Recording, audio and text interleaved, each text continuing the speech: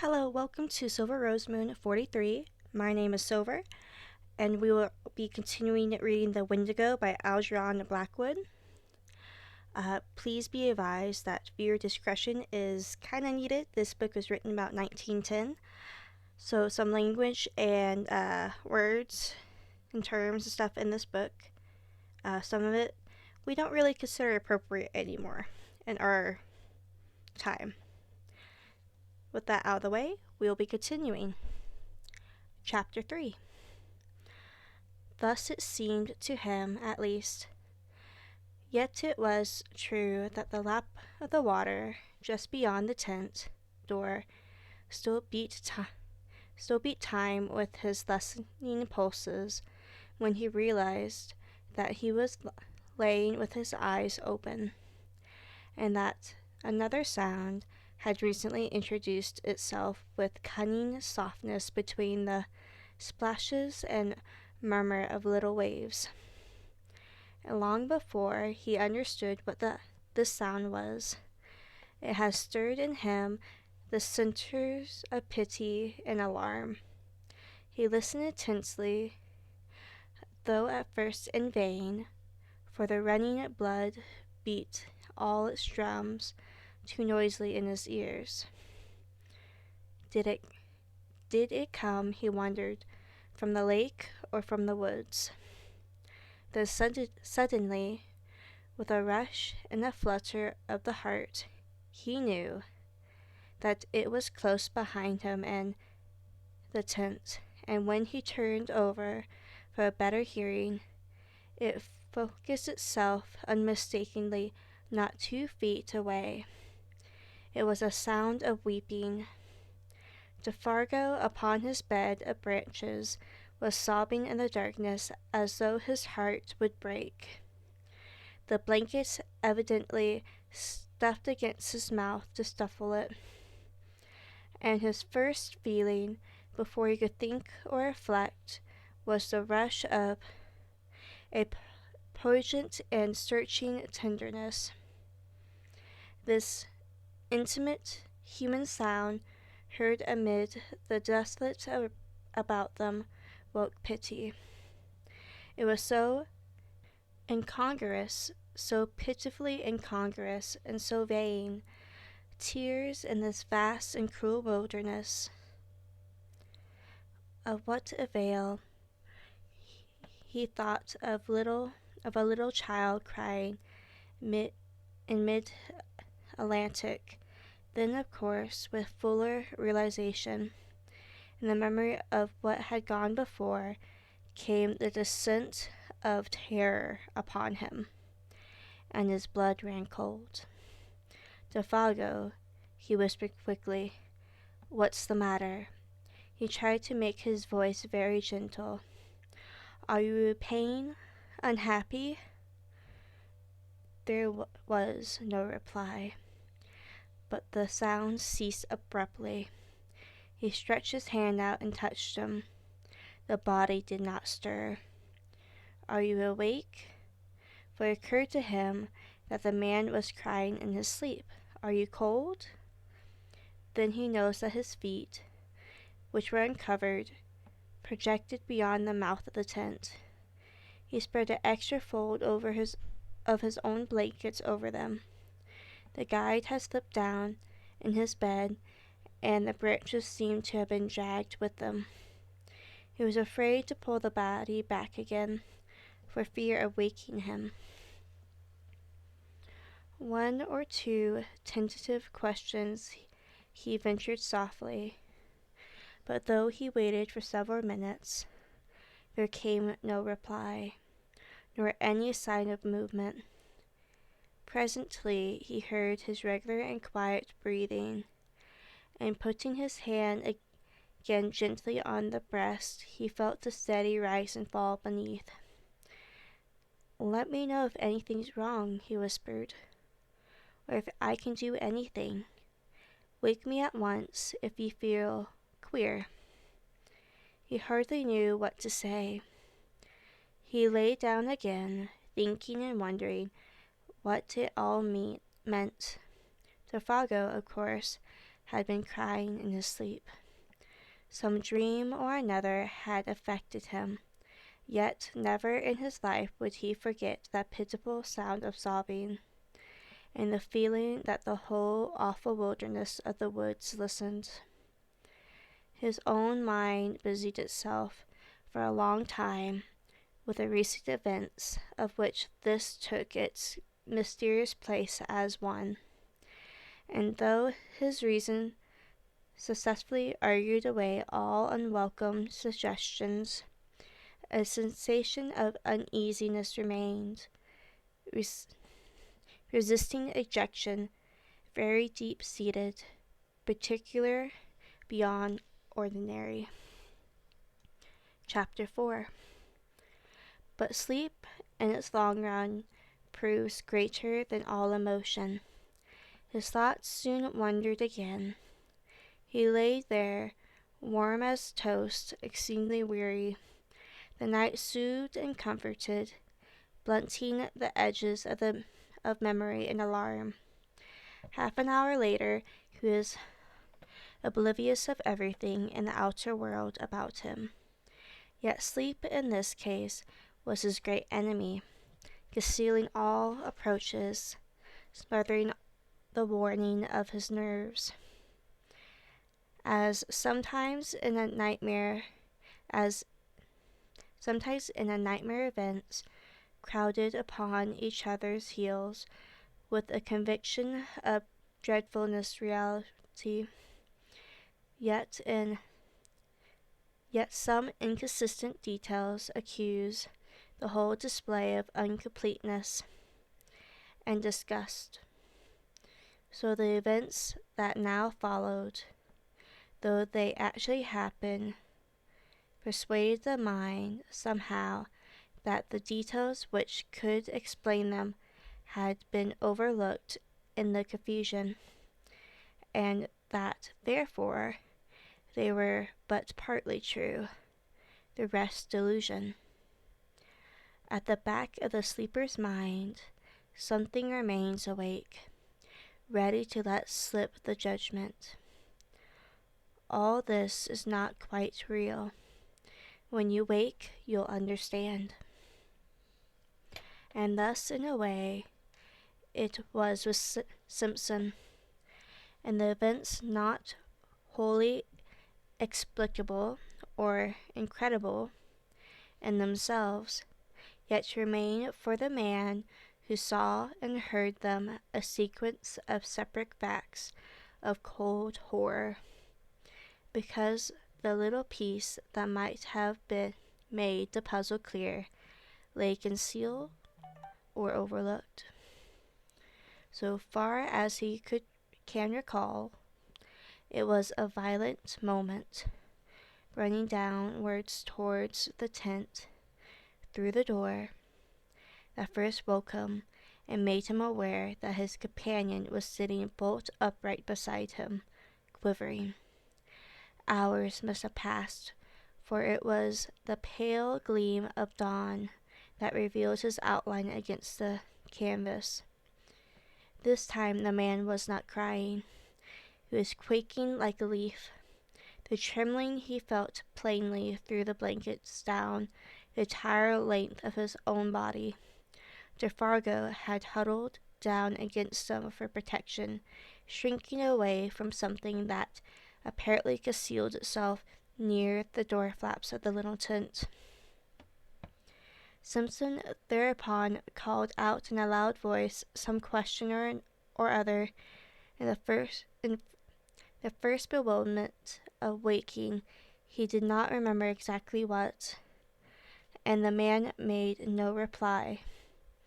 The atmosphere and feeling of the true nightmare lay horribly about him, making movement and speech both difficult. At first, indeed, he was not sure where he was, whether in one of the earlier camps or at home in his bed in Aberdeen. The sense of confusion was very troubling.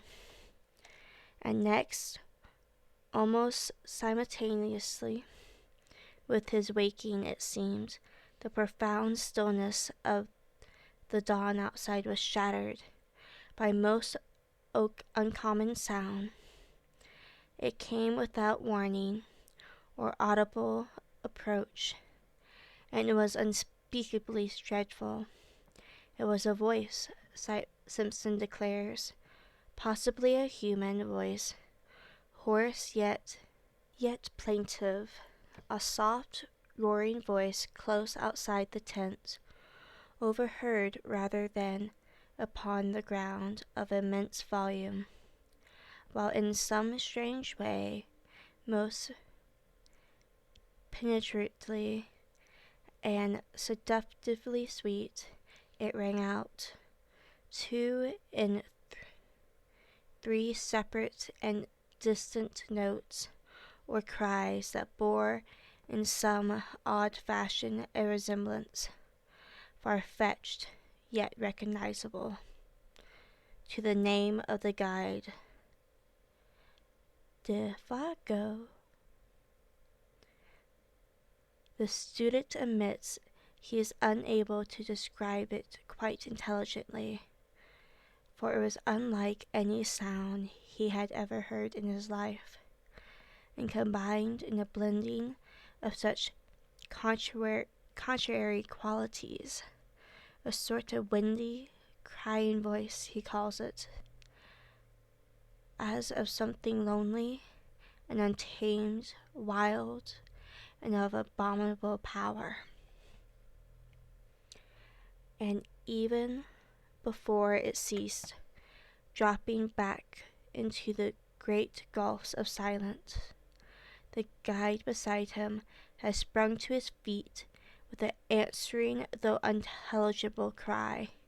He blundered against the tent pole with violence, shaking the whole structure, spreading his arms out frequently for more room, and kicking his legs imperceptibly free of the clinging blankets. For a second, perhaps two, he stood upright by the door, his outline dark against the pillar of the dawn. Then, with a ferocious rushing speed, before his companion could move a hand to stop him, he shot with a plunge through the flaps of the canvas and was gone. And as he went so astonishingly fast that voice could actually be heard dying in the distance, he called aloud in tones of anguished terror that at the same time held something strangely like the frenzied exultation of delight. Oh, oh, my feet of fire, my burning feet of fire, oh, oh, this height in fiery speed. And then the distance quickly buried it, and the deep silence of very early morning descended upon the forest as before. It had all come about with such rapidity that for the evidence of the empty bed beside him, Simpson could almost have believed it to have been a memory of a nightmare carried over from sleep.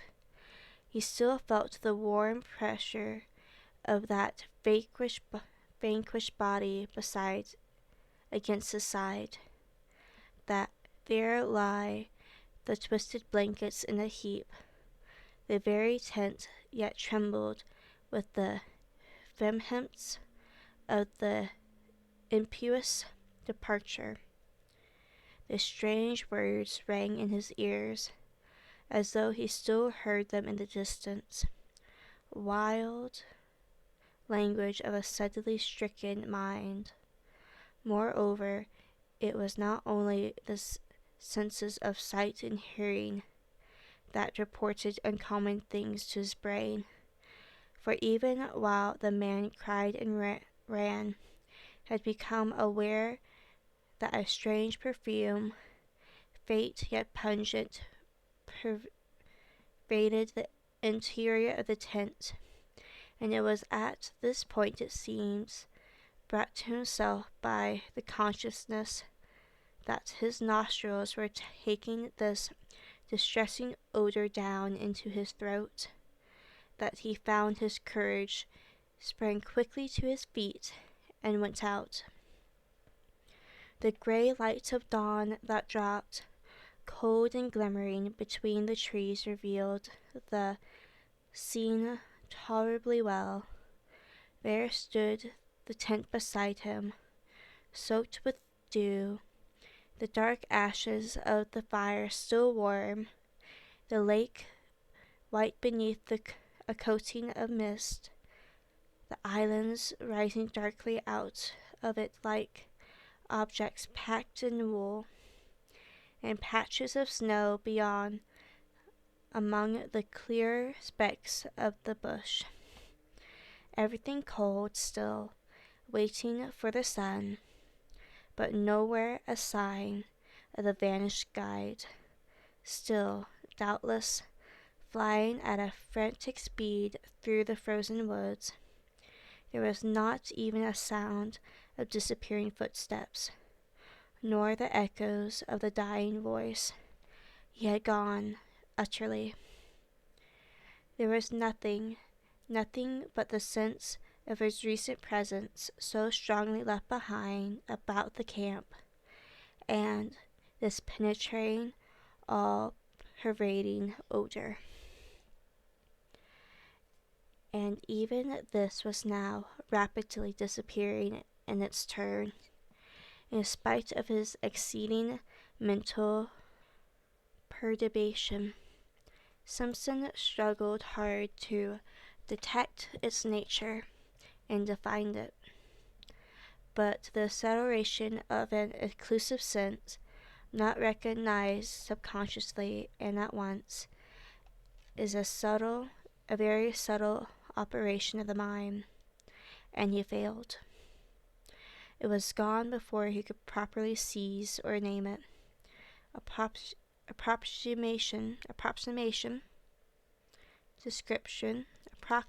description even seemed to have been difficult, for it was unlike any smell he knew.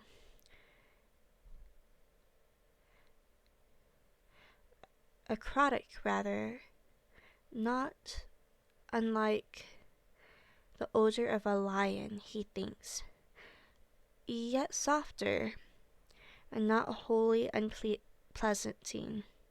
unpleasing, with something almost sweet in it that reminded him of the scent of decaying garden leaves, earth, and the madrid, nameless perfumes that make up the odors of the big forest. Yet the odor of lions is the phrase with which he usually sums it all up. Then it was wholly gone, and he found himself standing by the ashes of the fire in a state of amazement and stupid terror that left him the helpless prey of anything that chose to happen. Had a muskrat poked its muzzle over a rock, or a squirrel scuttered an instant down the bark of a tree, he would most likely have collapsed without more ado and fainted, for he felt about the whole affair the touch somewhat of a great utter horror, and his scattered powers had not as yet had time to collect themselves into a definite attitude of fighting self-control.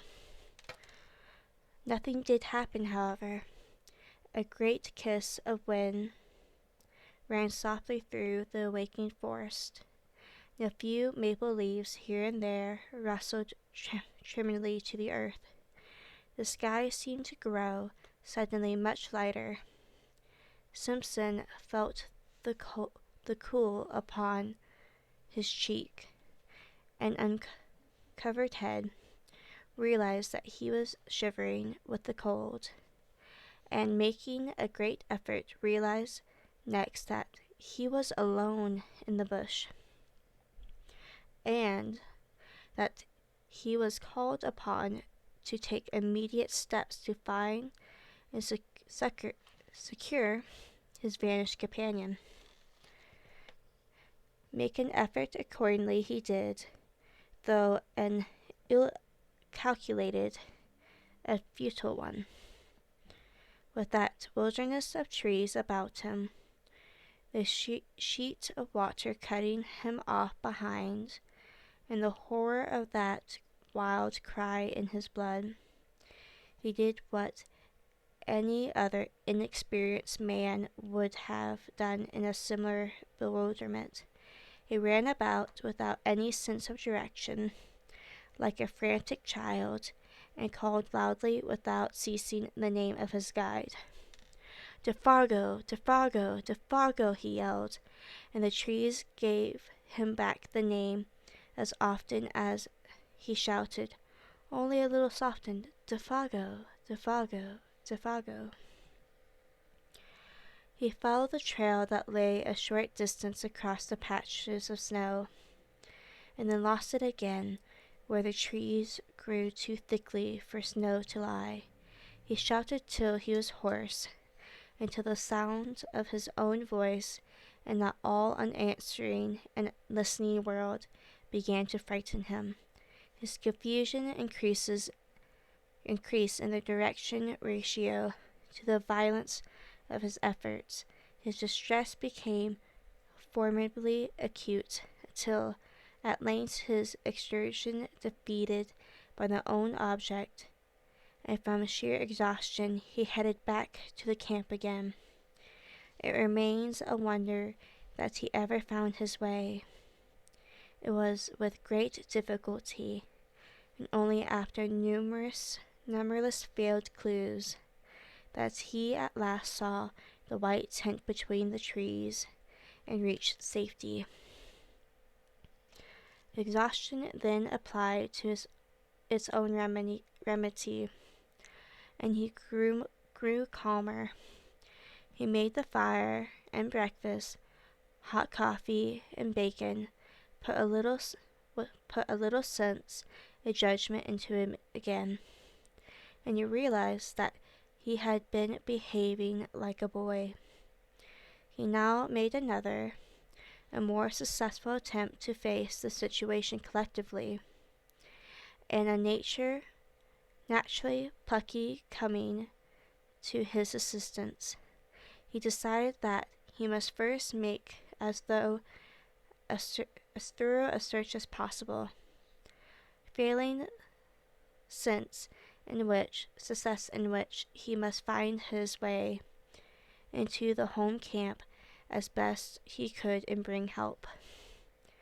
And this was what he did, taking food, matches, and a rifle with him, and a small axe to blaze the trees against his return journey. He set forth. It was 8 o'clock when he started, the sun shining over the tops of the trees in a sky without clouds. Pinning to a stake by the fire, he left a note in case Defargo returned while he was away. This time, according to a careful plan, he took to a new direction, intending to make a wide sweep that must sooner or later cut into the indentations of the guide's trail. And before he had gone a quarter of a mile, he came across the tracks of a large animal in the snow, and besides it the light and smaller tracks of what were beyond question human feet, the feet of Defargo. The relief he at once experienced was natural, though brief. For at first sight he saw these tracks a simple explanation of the whole matter. These big marks had surely been left by a bull moose that, wind against it, had blundered upon the camp, and uttered its singular cry of warning and alarm the moment its mistake was apparent. Defargo, in whom the hunting instinct was developed to the point of uncanny perfection had scented the brute coming down the wind hours before. His excitement and disappearance were due, of course, to his. Then the possible explanation at which he grasped faded, as common sense showed him mercilessly that none of this was true. No guide, much less a guide like Defago, could have acted so irrationally away, going off even without his rifle. The whole affair demanded a far more complicated allocation. When he remembered the details of it all, the cry of terror, the amazing language, the grey face of horror when his nostrils first caught the new odor, that muffled sobbing in the darkness, and, for this too, now coming back to him dimly, the man's original aversion for this particular bit of country.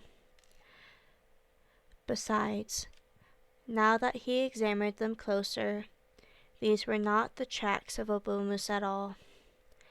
Hank had explained to him the outline of a bull hoofs, of a cow or calf's too, for that matter, big, round, ample, and with no pointed outlines as of sharp hooves. He wondered for a moment whether bear tracks were like that.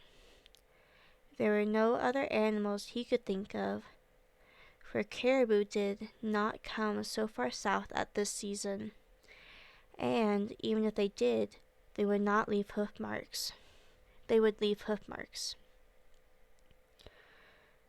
They were ominous signs, these mystery writings left in the snow by the unknown creature that had lured a human being away from safety. And when he coupled them in his imagination with that haunting sound that broke the stillness of the dawn, a momentary dizziness shook his mind, distressing him beyond belief. He felt the threatening aspect of it all, and stooping down to examine the marks more closely, he caught a faint whiff of that sweet yet pungent odor that made him instantly straighten up again, fighting a sensation almost of nausea. Then his memory played him another evil trick.